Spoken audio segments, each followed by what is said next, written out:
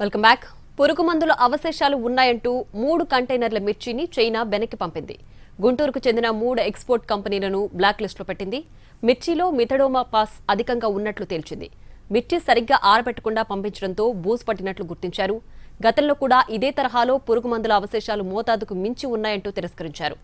దీంతో మిర్చి వ్యాపారుల్లో ఆందోళన వ్యక్తమవుతోంది. ఇక దీనికి సంబంధించిన మరింత సమాచారాన్ని మా ప్రతినిధి రామారావు అందిస్తారు.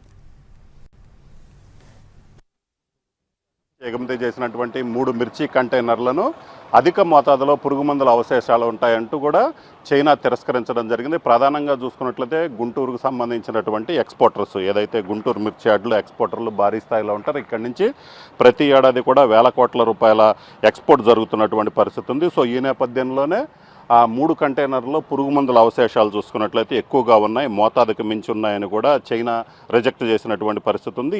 ఈ ఏదైతే ఈ సరుకు ఉందో ఈ సరుకు మొత్తం కూడా కంప్లీట్గా మే నెలలో చైనాకు పంపించడం జరిగింది. అయితే అక్కడ పంపించిన తర్వాత అధికారులు శాంపిల్స్ పరీక్షించారో ఈ మిర్చిలో చూసుకున్నట్లయితే మిథామిడోపాస్ అనే ఏదైతే పురుగు మందుల అవశేషాలు ఎక్కువగా ఉన్నాయని చెప్పడం జరిగింది.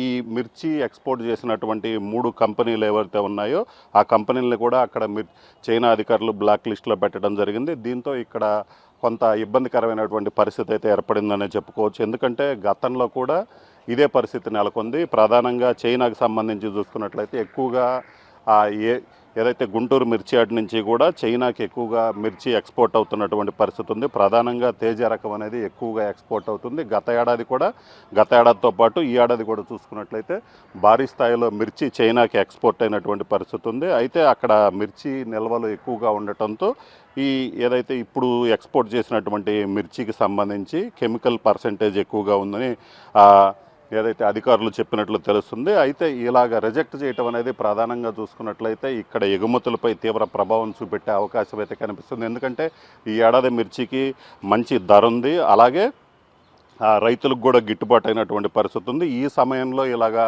ఏదైతే కెమికల్ పర్సెంటేజ్ ఎక్కువగా ఉందంటూ కూడా రిజెక్ట్ చేయటం అనేది కొంత ఇబ్బందికరమైనటువంటి పరిస్థితి ఉంది. ఇలాగ ఎక్స్పోర్ట్ అయినటువంటి మిర్చిలో పురుగు మందుల అవశేషాలు ఉన్నాయంటూ కూడా రిజెక్ట్ చేయటం వల్ల ఇక్కడ ఉన్నటువంటి ఏదైతే మార్కెట్లో ఉన్న ఈ గుంటూరు మిర్చి యార్డ్లో ఉన్నటువంటి మార్కెట్లో వాటి ధరలపై కూడా కొంత ప్రభావం చూపెట్టే అవకాశం ఉందని వ్యాపారులు ఆందోళన వ్యక్తం చేస్తున్నారు. అదే కనుక జరిగినట్లయితే, ఎందుకంటే ఇప్పుడు రిజెక్ట్ చేసినట్లు మళ్ళీ రిజెక్ట్ చేసినట్లయితే ఇక్కడ ఎక్స్పోర్టర్స్ అనేది మిర్చి కొనుగోలు అనేది తగ్గిస్తారు. దీంతో ధరల మీద కూడా ప్రభావం చూపెట్టే అవకాశం ఉంది. మొత్తం మీద అయితే మాత్రం మిర్చికి సంబంధించి ప్రధానంగా చూసుకున్నట్లయితే తరచూ ఇలాంటి సిట్యుయేషన్స్ అయితే ఎదురవుతూ ఉన్నాయి. ఎందుకంటే ఈ మిర్చి ఆరబెట్టి తీసుకొని రాకపోవటం వల్ల బూజు పట్టేసి దాంతోపాటు కెమికల్స్ ఎక్కువగా యూజ్ చేయటం వల్ల ఈ పరిస్థితి తలెత్తిందని కూడా వ్యాపారులు చెప్తున్నారు. మొత్తం మీద అయితే మాత్రం ప్రస్తుతం ఏదైతే చైనా రిజెక్ట్ చేసినటువంటి 3 కంటైనర్ల మిర్చికి సంబంధించి అయితే మాత్రం మిథామిడోపాస్ అనే కెమికల్స్ అనేది ఎక్కువగా ఉన్నాయి. సో అందుకే రిజెక్ట్ చేస్తున్నాం. అలాగనే ఈ కంటైనర్లో చూసుకున్నట్లయితే మిర్చి సరిగ్గా ఆరపెట్టకపోవటం వల్ల ప్రధానంగా చూసుకున్నట్లయితే బూజు పట్టింది. సో దీనివల్ల కొంత రిజెక్ట్ అయినట్లు కూడా మనకున్నటువంటి సమాచారం.